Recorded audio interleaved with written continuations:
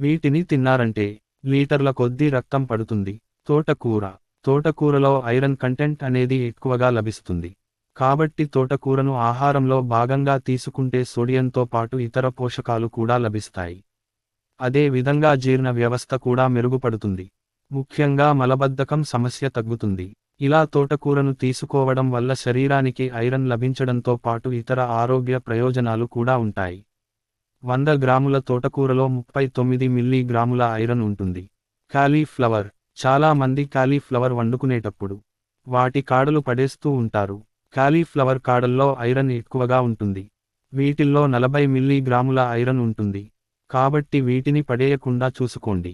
ఇలా కాలీఫ్లవర్ కాడలను పడేయకుండా ఆహారంలో తీసుకుంటే ఐరన్ లభిస్తుంది. తవుడు. అదే విధంగా తవుడులో కూడా ఐరన్ శాతం అనేది లభిస్తుంది. 100 గ్రాముల తవుడులో 45 మిల్లీగ్రాముల ఐరన్ ఉంటుంది. తవుడును నురుగా తినడం కాని వారు లడ్డూలను తయారు చేసుకుని తినొచ్చు. ఇలా చేయడం వల్ల త్వరగా రక్తహీనత సమస్య నుంచి బయటపడొచ్చు. అవిసె గింజలు. అవిసె గింజల్లో కూడా ఐరన్ శాతం అనేది ఎక్కువగా లభిస్తుంది.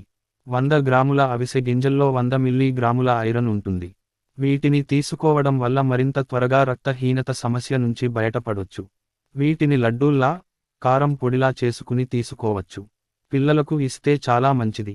ఇవి తినడం వల్ల ఐరన్ పడటమే కాకుండా ఇతర ఆరోగ్య ప్రయోజనాలు కూడా ఉంటాయి.